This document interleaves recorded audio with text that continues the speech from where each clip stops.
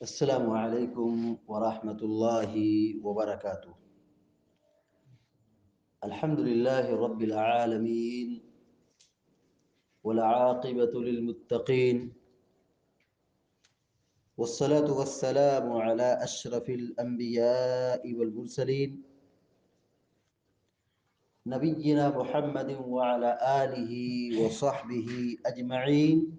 أما بعد،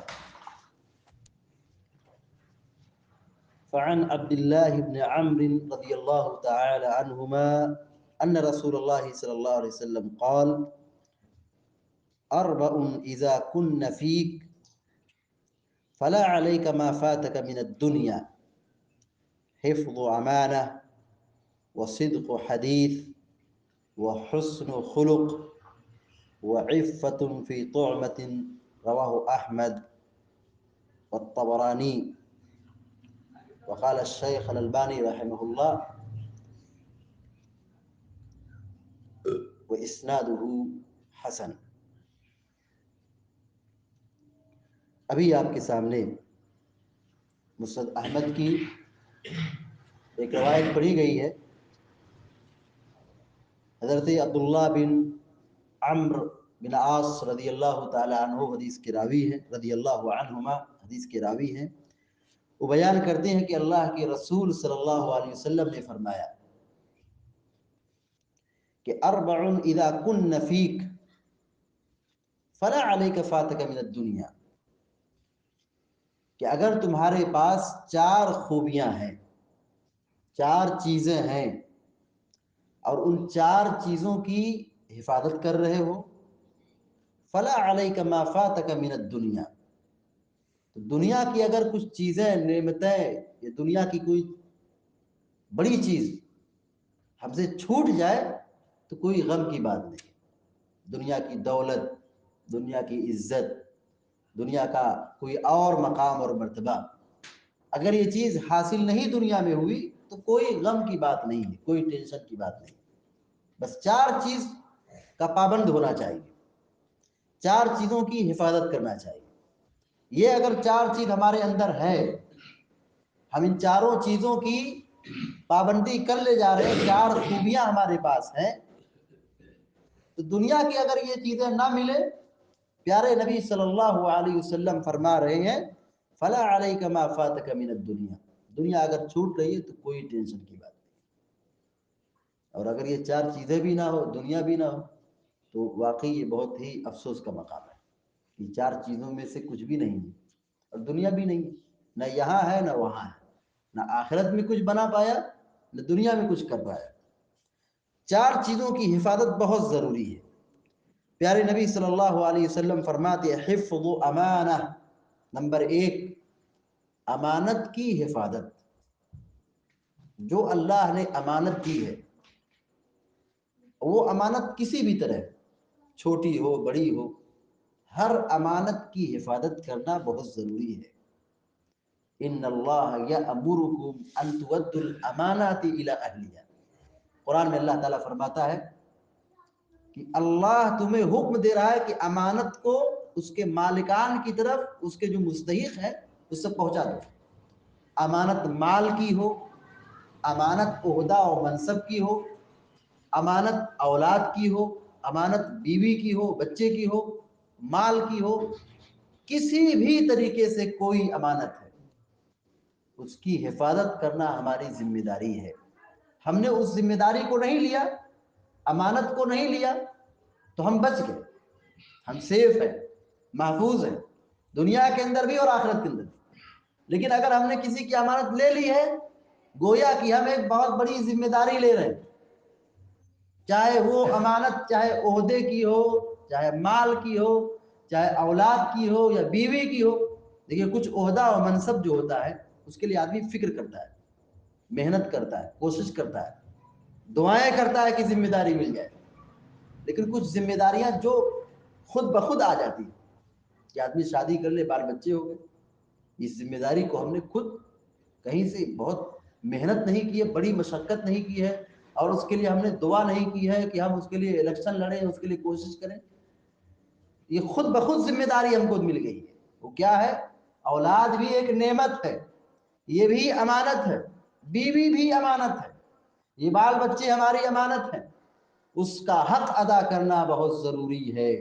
اگر ہم امانت کی حفاظت کر رہے ہیں، دنیا اگر چھوٹ رہی ہے، دولت چھوٹ رہی ہے، کوئی پرواہ کی بات نہیں، کوئی غم کی بات نہیں۔ امانت کی حفاظت پہلی چیز ہے۔ دوسری چیز ہے حدیث وصدق حدیث، وصدق حدیث، پہلی دوسری چیز ہے وصدق حدیث، سچی گفتگو، بات میں سچائی۔ ہم بات کریں سچ بولیں، جھوٹ بولے تو پھنس گئے، گناہ میں داخل ہو گئے، اور یہ گناہ آہستہ آہستہ جہنم کی طرف لے جائے گا۔ جھوٹ سے بچنا، سچائی پر قائم رہنا، سچ بولنا۔ پیارے نبی صلی اللہ علیہ وسلم دوسری صفت بیان کی کہ سچائی پر قائم رہو، سچ بولو، بات میں سچائی ہونی چاہیے۔ یہ اگر چیز ہمارے اندر ہے، دنیا جا رہی ہے، دنیا فوت ہو رہی ہے، دنیا کی اگر دولت نہیں مل رہی ہے، دنیا کی ترقی حاصل نہیں ہو رہی ہے، غم کی بات نہیں۔ غم کی بات تو یہ کہ آدمی جھوٹ بولے، سچائی چھوٹ رہی ہے۔ اللہ رب العالمین کا حکم ہے، یا ایھا الذین آمنوا اتقوا اللہ وقولوا قولا سدیدا، اے مسلمانوں سچی بات کرو، اللہ کا تقوی اختیار کرو، سچی بات کرو، درست بات کرو، حق بولو، سچ بولو، جھوٹ سے بچو۔ تو دوسری صفت ہے بات کی سچائی، یعنی آدمی بات بولنے میں، گفتگو کرنے میں سچا ہو۔ سچ بولنے سے اگر اس کا کوئی وقتی طور پر اگر نقصان ہو رہا ہے تو یہ کوئی غم کی بات نہیں، ورنہ عام طور سچ بولنے میں نقصان نہیں ہوتا، لیکن کبھی ایسا ہو سکتا ہے کہ سچ بولنے میں آدمی ٹھوکر کھا جائے، کچھ نقصان ہو جائے، اس نقصان کو برداشت کر لے، یہ ہمارے لیے بھلائی ہے، یہ ہمارے لیے بہتر ہے، عافیت ہے اس میں۔ تو سچائی پر قائم رہنا، سچ بولنا، یہ بہت بڑی ذمہ داری کا کام ہے، دنیا و آخرت میں اس سے کامیابی حاصل ہوگی۔ اور آدمی جب سچ بولتا ہے، اس پاس دولت اگر نہیں ہے، سچائی کی نعمت ہے، سچائی کی دولت اس کے پاس ہے، خوبی اس کے پاس ہے، دنیا اس کے سامنے جھک جاتی ہے۔ سچ اگر آدمی بول رہا ہے، امانت دار ہے، خوددار ہے، سچ بول رہا ہے، اس پاس دولت نہیں ہے، لیکن اس کے لوگ اس کے اخلاق سے متاثر ہوتے، اس کی خوبی اور اس کی تعریف بیان کرتے، جبکہ آدمی کو بہت ساری دولت ہے، کبھی کبھار اس کی دولت سے دوسروں کو فائدہ پہنچ جاتا ہے، لیکن بات کرنے میں سچائی نہیں ہے، امانت داری نہیں ہے۔ آدمی سامنے جو بول دے، تعریف کر دے، آپ بہت اچھے ہیں، آپ اچھے ہیں، لیکن پیٹھ پیچھے کبھی آدمی اس کی اچھائی کو، خوبی کو نہیں بیان کر سکتا ہے۔ تو سچائی ایک بہت بڑی تعلیم ہماری شریعت کی ہے۔ اور پیارے نبی صلی اللہ علیہ وسلم مکی دور میں جہاں آپ عقیدے کی اصلاح کر رہے تھے، توحید کی دعوت دے رہے تھے، شرک سے روک رہے تھے، وہیں پر آپ صلی اللہ علیہ وسلم سچائی کی تعلیم دیتے تھے۔ جب بادشاہ نجاشی کے دربار میں حضرت جعفر طیار رضی اللہ تعالیٰ عنہ نے گفتگو کی، اسلام کی نمائندگی کی، اسلام کی خوبی بیان کی، کہا ہم جاہلیت میں تھے، بتوں کی پوجا کر رہے تھے، شرک کر رہے تھے، اور ہر طاقتور دوسروں پر ظلم ڈھا رہا تھا، مردار کھا رہے تھے، سود کھا رہے تھے، رشتہ داری کا کوئی خیال نہیں تھا، کوئی تصور نہیں تھا، بس جو جیسے چاہے من چاہی زندگی گزار رہا تھا۔ ہمارے درمیان ایک نبی آئے، اس نے ہم کو یہ تعلیم دی، جھوٹ مت بولو، سچ بولو، مردار مت کھاؤ، سود مت کھاؤ، یہ کام مت کرو۔ ساری خوبیوں کو جعفر طیار رضی اللہ تعالیٰ عنہ نے اس پارلیمنٹ میں گفتگو کی، بادشاہ ان کی گفتگو سے بہت متاثر ہوا اور اسلام قبول کر لیا۔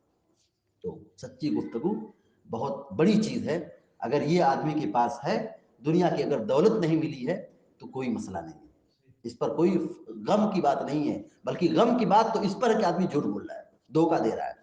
تیسری چیز ہے، پیارے نبی صلی اللہ علیہ وسلم فرماتے ہیں وحسن خلیقہ، اور بعض لفظ میں یہ ہے وحسن خلق، اچھا اخلاق، اچھا کیریکٹر، ہمارا تعامل، ہمارا کیریکٹر، ہمارا اخلاق اچھا ہونا چاہیے سب کے ساتھ، گھر میں بھی ہم اچھے رہیں، باہر بھی اچھے رہیں، رشتہ داروں کے ساتھ بھی اچھا سلوک کریں، پڑوسیوں کے ساتھ بھی اچھا سلوک کریں۔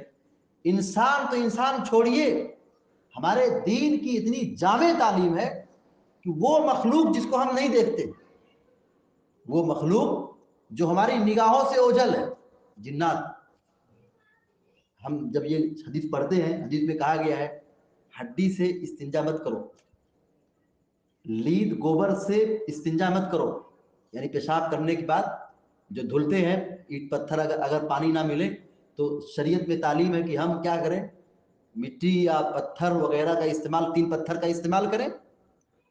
حدیث میں یہ تعلیم ہے کہ استنجا کے لیے پتھر کی جگہ پر ہڈی کا استعمال نہ کریں۔ کیوں نہ استعمال کریں؟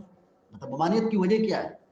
کیونکہ جس ہڈی کو ہم چچوڑ کر کھا کر کے پھینکتے ہیں، اللہ تبارک و تعالیٰ اس ہڈی پر ان کے لیے گوشت تیار کر دیتا ہے، تو ان کی خوراک ہے، ان کی غذا ہے، ہم ان کو نقصان نہیں پہنچا سکتے۔ ہڈی سے استنجا کرنے سے جو منع کیا گیا ہے، اس کی حکمت یہی ہے کہ وہ جنوں کی خوراک ہے، اللہ تعالیٰ اس پر ان کے لیے گوشت پیدا کر دیتا ہے۔ اگر ہم اس کو آلودہ کریں گے، گندگی صاف کریں گے، یہ ان کی روزی پر کیا ہوگا؟ اثر ہوگا، ان کے ساتھ ہم تکلیف پہنچا رہے ہیں، نقصان پہنچا رہے ہیں۔ یہ حسن اخلاق ہمارے دین کا کتنا بنیادی حصہ ہے کہ وہ مخلوق جس کو ہم دیکھ نہیں پاتے لیکن ہم اس کو بھی نقصان نہیں پہنچا سکتے۔ ہمارا دین ایسا ہے کہ انسانوں اور جناتوں کیا، جو بے زبان مخلوق ہے اس کو بھی ہم ستا نہیں سکتے، اس کو بھی ہم اذیت نہیں پہنچا سکتے، اس کو بھی تکلیف نہیں پہنچا سکتے۔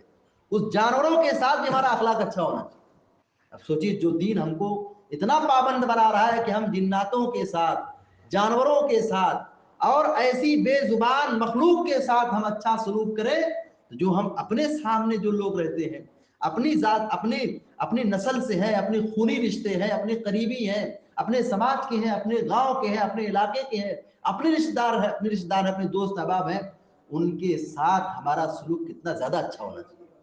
اسی طریقے سے چوتھی اور آخری چیز ہے، پیارے نبی صلی اللہ علیہ وسلم نے فرمایا وَعِفَّةٌ فِي طُعْمَةٍ،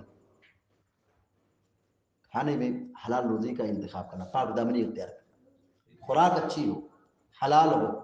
یہ 4 چیزیں اللہ کے نبی صلی اللہ علیہ وسلم نے فرمایا، اگر تمہارے اندر یہ 4 خوبیاں ہیں کہ تم امانت کی حفاظت کرتے ہو، تم سچی گفتگو کرتے ہو، اور اسی طریقے سے تم حلال کھاتے ہو، اور اسی طریقے سے چوتھی چیز یہ ہے کہ تم اخلاق پر قائم ہو، حسن اخلاق پر قائم ہو، تمہارا کیریکٹر اچھا ہے۔ اگر دنیا کی تم کو کوئی نعمت نہیں ملی ہے، دنیا کی دولت نہیں ملی ہے، شہرت نہیں ملی ہے، عزت نہیں ملی ہے، اس پر ٹینشن نہ لو۔ اب آپ دیکھیے سماج اور ماحول میں ہم مسلمانوں کا معاملہ کیسا ہے۔ آج اگر ہمیں کوئی تکلیف ہے، مال کی کمی ہے، کوئی بیماری ہے، کوئی مسئلہ ہے، کوئی پریشانی ہے، رونا روئیں گے، افسوس کریں گے، بہت غم بیان کریں گے۔ دنیا اگر چھوٹ رہی ہے تو اس کا بڑا احساس ہوتا ہے۔ دنیا کی اگر دولت نہیں ملی، تکلیف ہے، غربت ہے، پریشانی ہے، تو آدمی بہت رونا روتا ہے، بہت پریشان رہتا ہے۔ لیکن دین چھوٹ رہا ہے، اس پر کوئی پرواہ نہیں، نمازوں کی کوئی فکر نہیں، اچھی گفتگو کی کوئی فکر نہیں، جو حقوق اور معاملات ہیں، جو ذمہ داریاں ہیں، فرائض ہیں، اس کی ادائیگی کی ہمیں کوئی فکر نہیں۔ دنیا کی نعمت اگر نہیں ملتی ہے تو بڑا فکر ہوتا ہے، دین چھوٹ جاتا ہے اس کا احساس تک نہیں ہوتا ہے۔